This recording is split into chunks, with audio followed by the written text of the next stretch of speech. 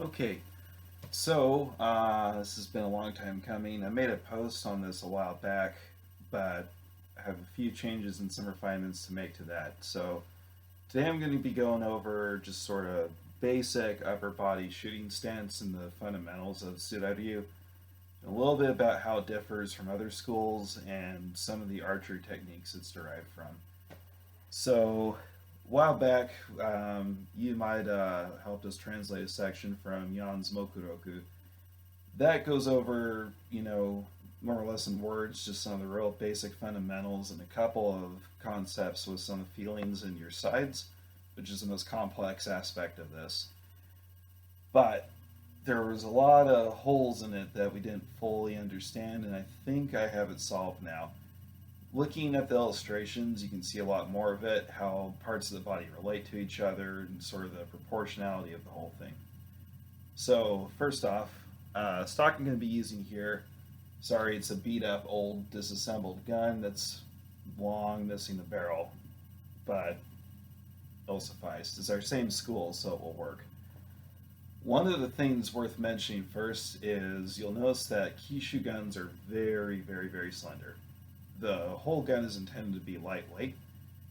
The weight towards the front, I mean, compared to a modern firearm, it's still going to be a bit jarring, but in comparison to something like an Inatomi school gun, it's not as bad. Inatomi school guns, which are going to be the most common thing you'll see, very front heavy, and they're designed to be leaned on, like a barricade, a castle wall, things of that nature. When those are being shot offhanded, you'll notice in the illustrations the arm is like way out to compensate for the weight. Tsuda-Ryu, your hand is much, much, much closer in. It actually stays right under the rear sight. So, even though this doesn't have a barrel, the rear sight would correspond to roughly this position. If you look at the location of this rear pin, it's going to be a little bit in front of that, right around here. So, your hand, you're not grabbing the gun because you're so slender. There's not a whole lot of space. If you look at all the illustrations, the palm is what it's leaning on, and it's like kind of a light curling of the fingers, nothing drastic. So this is more or less a pivot point.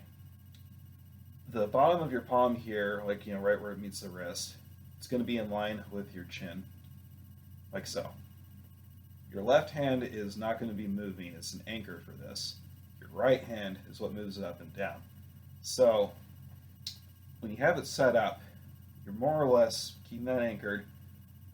There's a lot of long range shooting in Tsuda-Ryu, and so there's specific points on the barrel that your eye will line up with for different distances.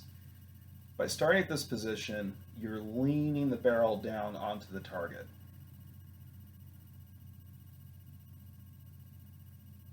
Now notice my shoulders are not raising. I'm not going up, up, straight. Same thing with the head. Try not to lean it too much one way or the other. Try and keep it natural. In the Mokuroku, it describes impartiality with the body. Now the one thing where it becomes asymmetrical is with the flanks. You'll notice by having my arm here and here, it's going to create a different feeling. It describes in the left side of the body a winding feeling, and you'll feel that as you raise the gun because you have to slightly twist your hand to lower it with the left side. With the right side, as you're bringing that arm up, it's like it's slowly tensing.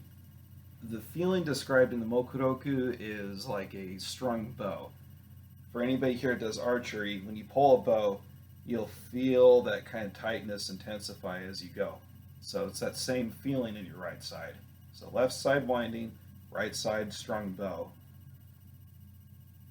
So going forward from that, one more detail that's worth mentioning. If you look at the Inatomi school, they almost always close their left eye and the focus always on the right eye down the sight.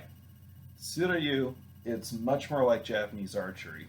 So both eyes stay open. Let me turn this chair around here.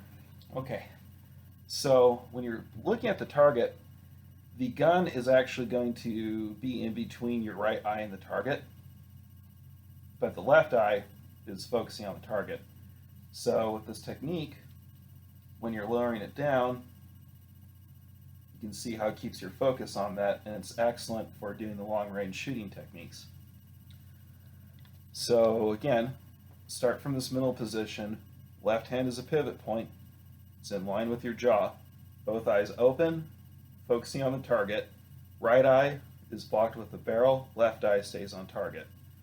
You lower it down. You got a feeling of winding in the left, bow tense in the right. Don't lean forward. Don't raise your shoulders up. Don't move your head around awkwardly. It's all very relaxed. Anyways, so if you don't have anything like a stock like this, use a broomstick, use whatever you have on hand. I'd like everybody to give this a shot, see what you get out of it, and if you have any questions or you want to film yourself, see if you're doing it right, please ask. I'd like to get everybody involved more in the group here, and if you want to do Tsuda-Ryu, this is one of the most important fundamental basics of it. I have noticed some other Teppo Tai doing what they claim is Tsuda-Ryu, but they're not doing any of the things I just demonstrated. Everything they do seems to be derived from Inatomi school. So, yeah, let's see what we can come up with here. One thing worth mentioning, from what I can tell, the old pre-Edo period stocks, so like before the Kishu Tokugawa came in, they seem to have a bit more of a drop to the stock, and they don't have these cheek cutouts. So that implies to me, the original stocks were kind of, stopping here. They got some influence from the Inatomi school, probably because the Tokugawa were patrons of that school. And so the Edo-style Kishu, you'll notice it has this cheek cutout, and it's got it on both sides, so you can see, like, subtle, but it's there, you got that cutout. So with these Edo-style ones, the cheek weld is right along this bone right here, lines up here, and you'll notice that the sights are going to be right in line with your eye. So when I eventually produce old style guns, it's going to be a bit of a different cheek weld, and we're going to have to figure that out. But for now, that O1 should do it.